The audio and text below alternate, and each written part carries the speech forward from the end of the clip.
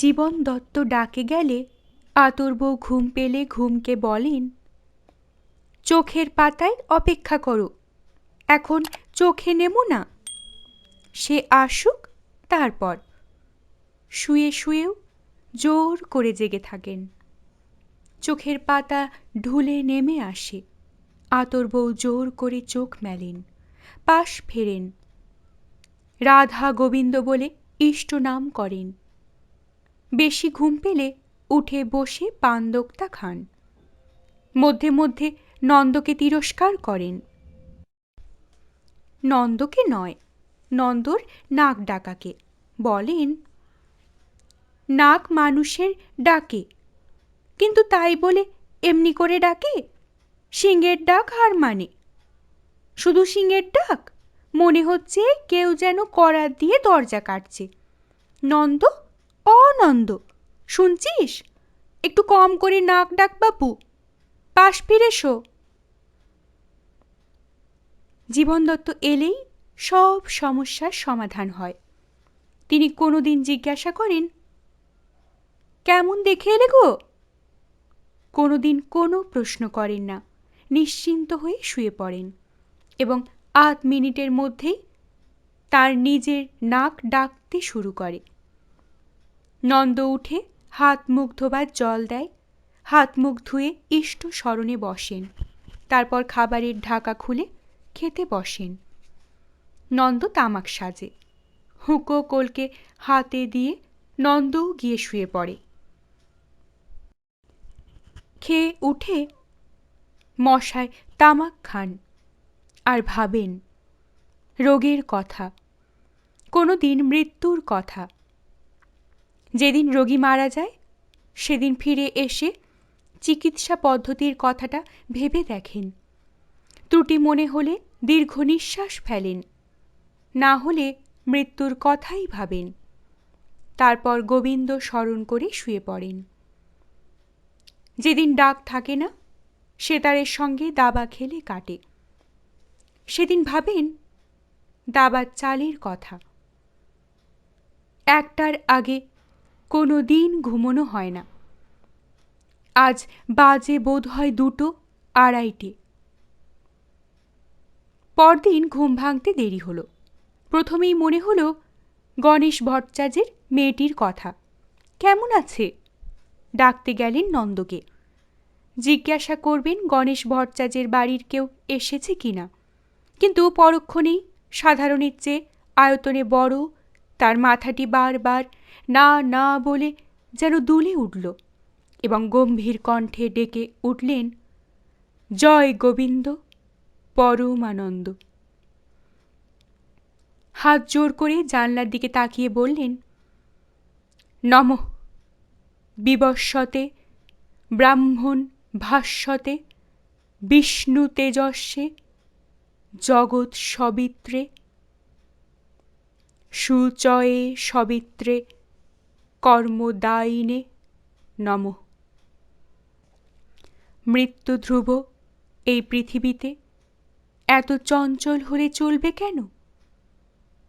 মুখ হাত ধুয়ে চা খেতে বসলেন। তামাক সেজে দিয়ে নন্দ হুঁকোটি বাড়িয়ে ধরল। বললে, আজকে ৮-১০ জন রোগী এসেছে। হুঁকোয় টান দিয়ে মশাই বললেন, নবগ্রামের কেউ এসেছে? গণেশ ভট্টাচার্য? না তো। মশাই ক্ষুণ্ণ হলেন একটু। কাল রাত্রি ১২টা পর্যন্ত তিনি গণেশের জন্য বসেছিলেন, ওই প্রদ্যোৎ ডাক্তারের রূঢ় কথা শুনে এলেন, আর আজ একটা খবরও দিলেন না।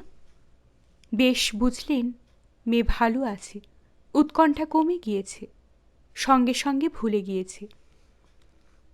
একটা দীর্ঘ নিঃশ্বাস ফেললেন তিনি। নন্দ বললে, চেঁচামেচি করছে সেই বামুন, দাদু ঠাকুর। কেন? কাল তো তাকে ১ সপ্তাহের ওষুধ দিয়েছি। সে আবার এসেছে। গাঁজা না খেয়ে তার ঘুম হয় নাই। বলছে হয় গাঁজা খেতে বলুক, নয় ঘুমের ওষুধ দিক। এসে থেকে চেঁচাচ্ছে। চেঁচাক, পরাণ খাঁ এসেছে, না, এখনো আসে নাই, এইবার আসবে। বার কয়েক হুঁকোয় টান দিয়ে হুঁকোটা নন্দর হাতে দিয়ে মশাই উঠে দাঁড়ালেন। বললেন, রোগীদিকে বসতে বলবি, আমি এখন যাব একবার মহাপীঠে মহন্তকে দেখতে। নন্দ মাথা চুলকে বললে, তা ওদিকে একবার দেখে ওষুধপাতি লিখে দিয়ে গেলেই তো হতো।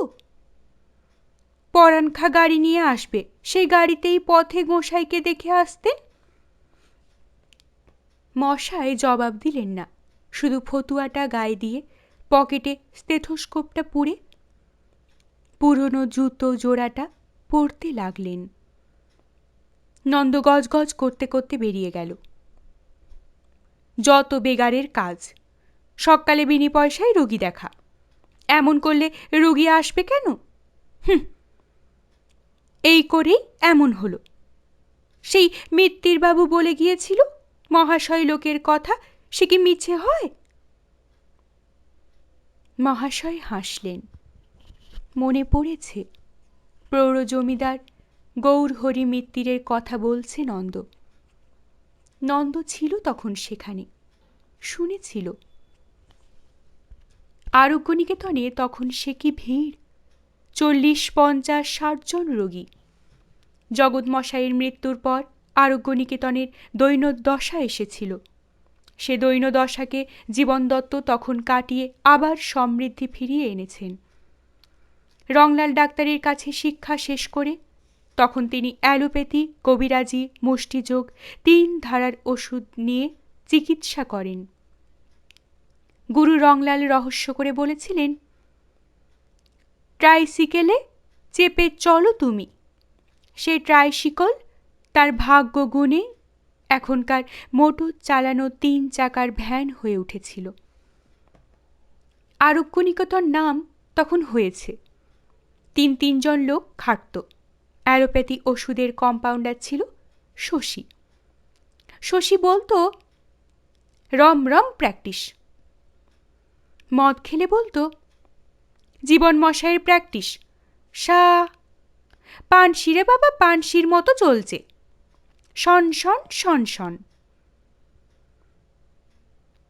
মদ হতভাগা অল্প বয়স থেকেই খায়। নবগ্রামের বামুন বাড়ির ছেলে, ওর দৌরাত্মে ভাই নাম গ্যালিসিয়া। মৃত সঞ্জীবনী লুকিয়ে রাখতে হতো। কোনো ক্রমে পেলেই বোতলে মুখ লাগিয়ে খেয়ে নিত খানিকটা। বলতো, রংলাল দি সেকেন্ড। জীবন মশাইয়ের আকাঙ্ক্ষার কথা না জেনেই বলতো, বাড়িয়ে বলতো। সে আকাঙ্ক্ষা তার পূর্ণ হয়নি। রংলাল ডাক্তারের স্থান পূর্ণ করবার সাধ্য বা ভাগ্য তার নয়। রংলালের স্থান পূর্ণ হয় না। তবুও কতকটা পূর্ণ করেছিলেন কীর্ণাহারের নবীন ডাক্তার। সদর শহরে অবশ্য তখন একজন প্রতিভাবান ডাক্তার এসেছেন, গোকুল ডাক্তার, মেডিকেল কলেজের সোনার মেডেল পাওয়া ছাত্র।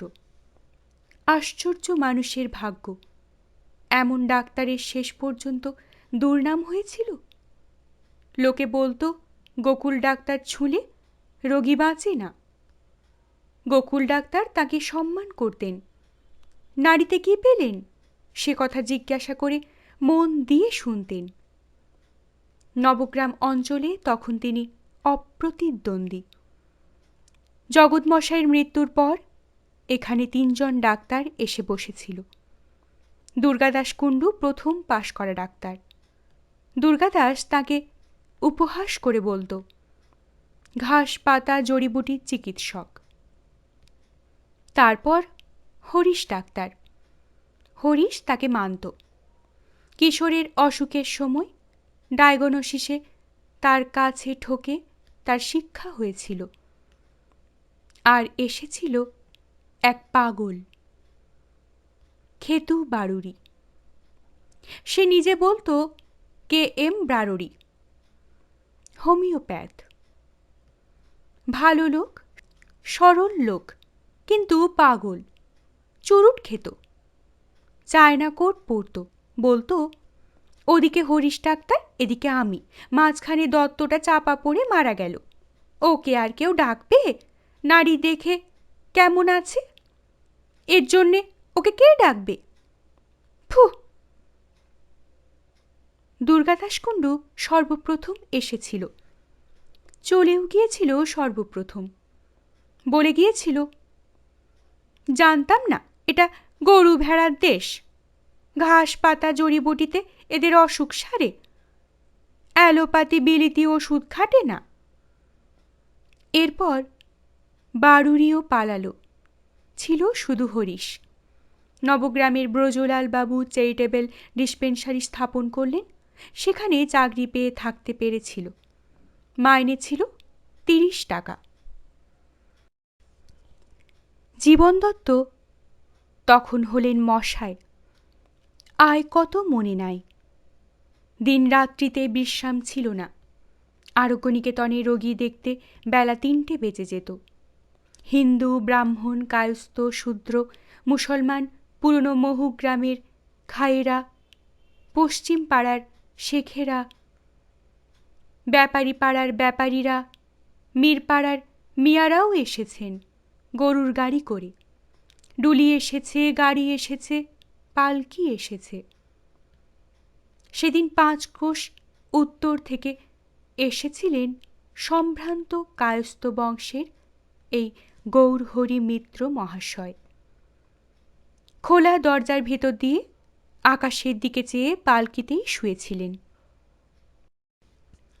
তিনি সেদিন আরোগ্যনিকেতনে প্রথম এসেছিলেন।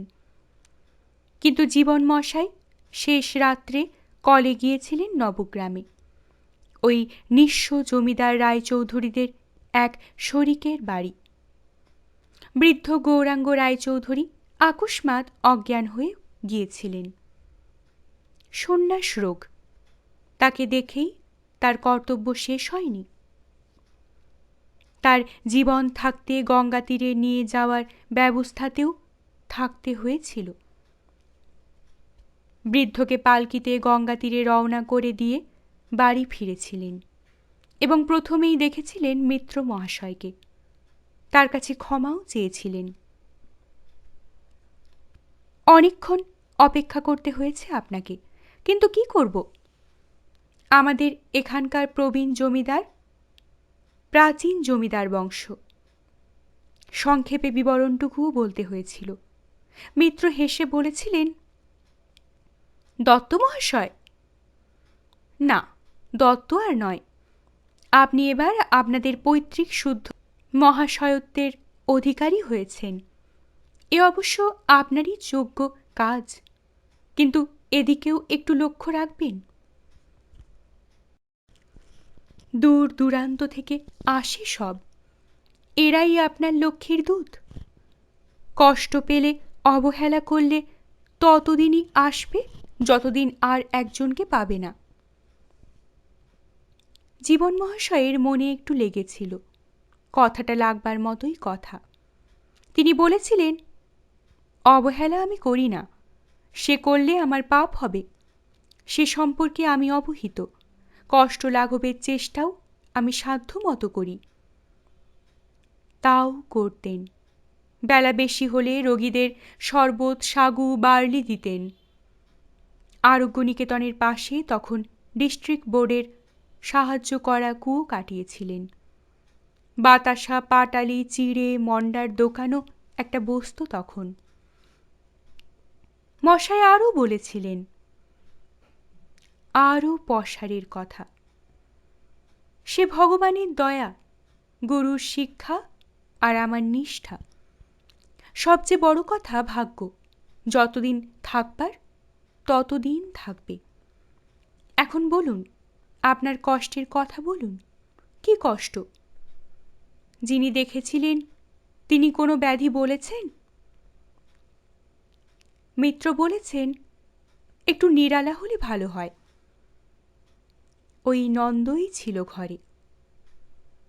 মশাই নন্দকে বাইরে যেতে ইশারা করেছিলেন। নিরালাই বলেছিলেন, কন্যার বাড়ি যাচ্ছি। শেষ বয়সে তারই স্কন্ধে ভার হয়ে পড়তে হলো। বিষয় সম্পদ সব গিয়েছে মামলায়, স্ত্রী গিয়েছেন। এটা ওটা করেই চালাচ্ছিলাম, মদ্যপান করি প্রচুর। আত্মহত্যা করতে পারি না ভয়ে। কন্যা নিয়ে যাচ্ছে, আমারও না গিয়ে উপায় নাই। পথে বের হয়ে ভাবলাম আপনাকে একবার দেখিয়ে যাই। কতদিন বাঁচব বলতে পারেন? আপনার নারী জ্ঞানের প্রশংসা শুনেছি। দেখুন তো আমার হাতটা। দমে গিয়েছিলেন ডাক্তার। বলেছিলেন আমার সে শক্তি নাই, সে শক্তি কদাচিৎ কারও শোনা যায়। রোগ নাই। রোগ আছে, লিভারে বেদনা, মাথায় গোলমাল হয়। ও মদ্যপানের ফল। মদ্যপান করলে বাড়বে, ছাড়লে কমে যাবে। নীরবে 2টি টাকা রেখে গৌরহরি উঠলেন। জীবন বললে, আমাকে মাপ করবেন, ফি আমি নিতে পারবো না। বাড়িতে এই আরোগ্য নিকেতনে ফি নেওয়া আমাদের পূর্বপুরুষের নিষেধ আছে। কোনো গরিব রোগীকে টাকা দুটো সাহায্য হিসাবে দিয়ে দেবেন, আমি তো ফি না দিয়ে দেখাই না। দীর্ঘাকৃতি গৌরবর্ণ ঈষৎ কুব্জ মানুষটি ধীরে ধীরে চলে গিয়েছিলেন। স্পষ্ট মনে পড়ছে তার ছবি। এরপরই এসেছিলেন আর এক অভিজাত বংশের সন্তান, ঠাকুর পাড়ার মিয়া। আদাব গো ডাক্তার। আদাব আদাব, বসুন। কি ব্যাপার? এককালে মিয়া সাহেবেরা ছিলেন এ অঞ্চলের অধিপতি, নবাব। খেতাব ছিল ঠাকুর। তারা নাকি যোগী বংশ, মুসলমান সমাজের গুরু।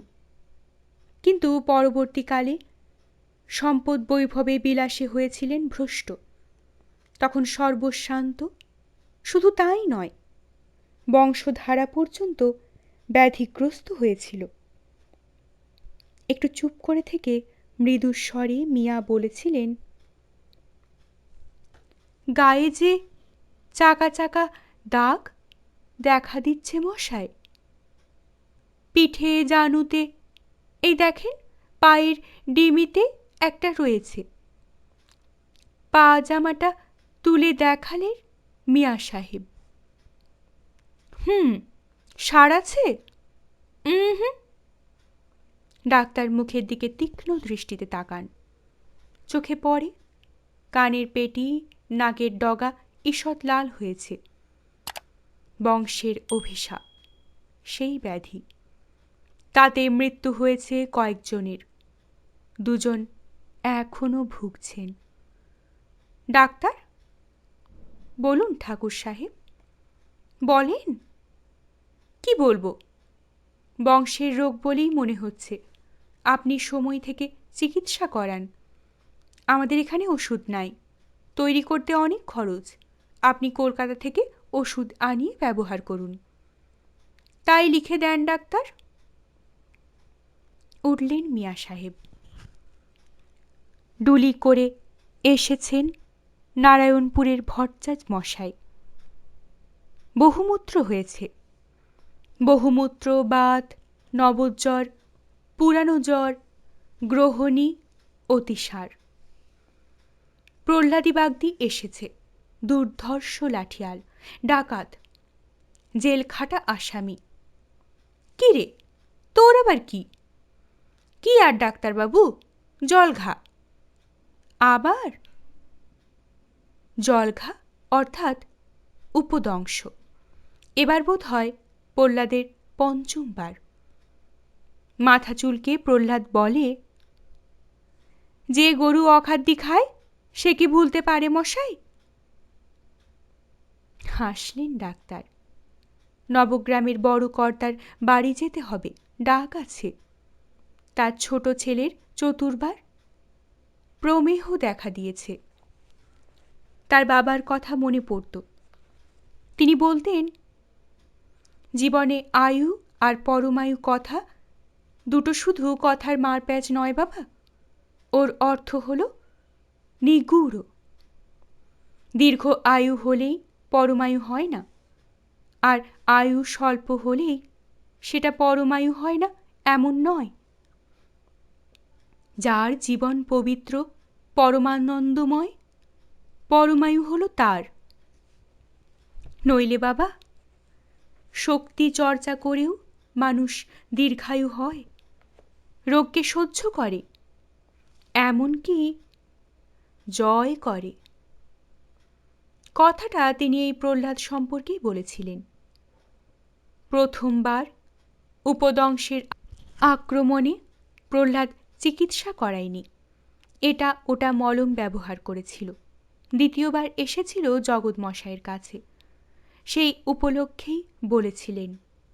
প্রহ্লাদ সেবার বলেছিল, লোকে দেখাতে বলছে তাই, নইলে ও আপনিই ভালো হয়। প্রহ্লাদ আজও বেঁচে আছে, আজও লাঠি খেলে বেড়ায়, আজও মাটির ওপরে বাহু ঠুকে আছাড় খেয়ে পড়ে। প্রহ্লাদ বলতো, তবে চিকিৎসাতে তাড়াতাড়ি সারে, তা ওষুধ দেন। তখন ইঞ্জেকশন ওঠেনি, ওষুধ নিয়ে টাকা দিয়ে প্রণাম করে চলে যেত প্রহ্লাদ, 1 টাকা ফিও দিত। ডাক্তার বলতেন, ও কি রে, ফি কেন? বাড়িতে আমি ফি নিই কবে? এই দেখেন, বদ্যি পেনামি না দিলে রোগ যে দেহ ছাড়ে না, আর তো দেবো না।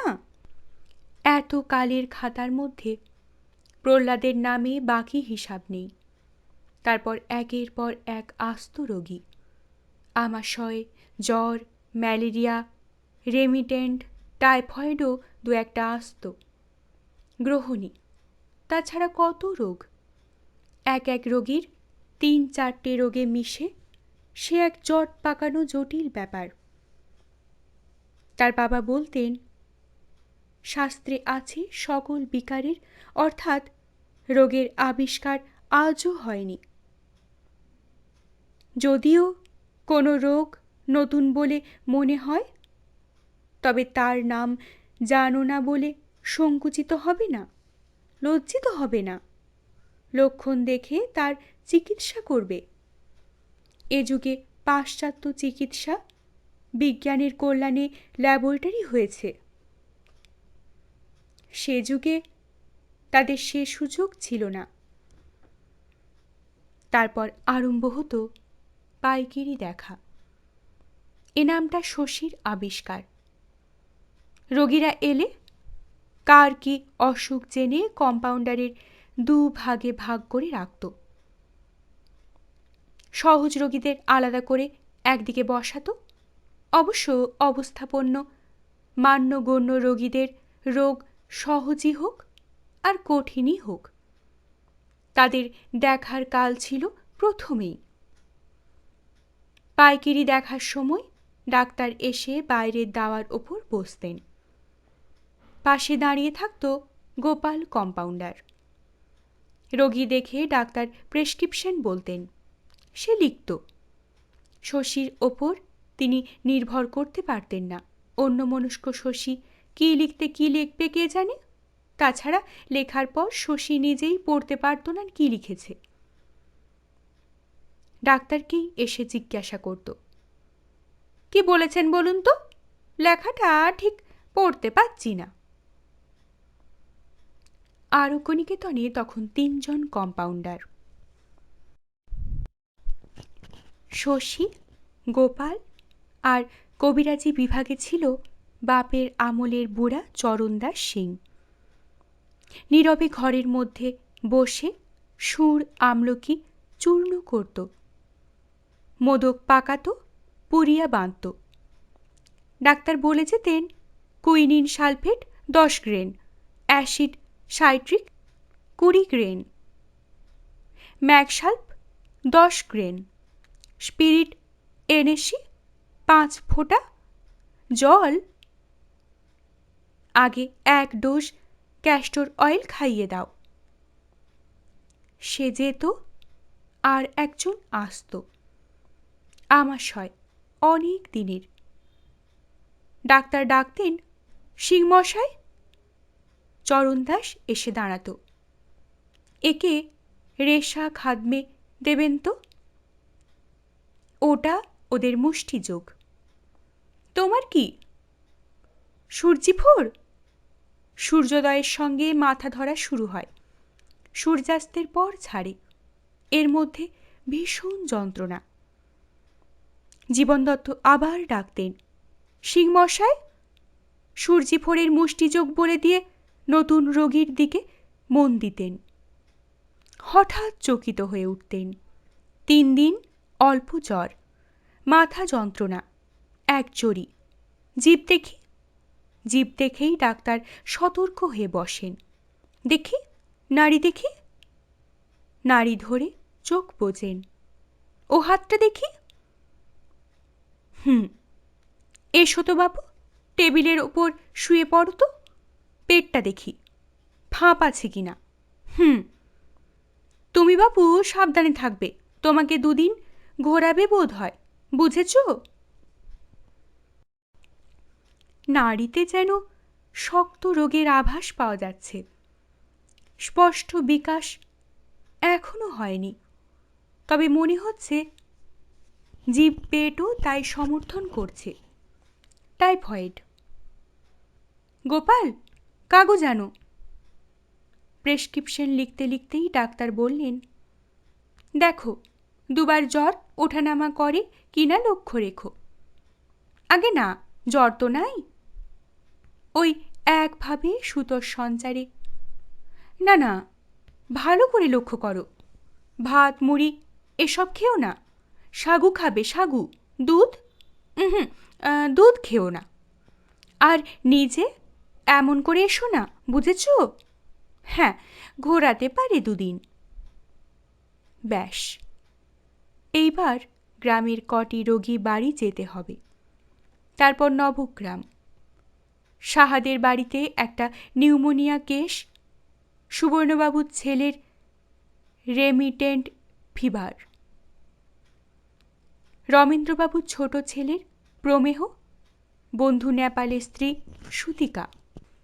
কেউ ফি দেবে, কেউ দেবে না। যারা দেবে তাদেরও 2-1 জনের বাকি থাকবে।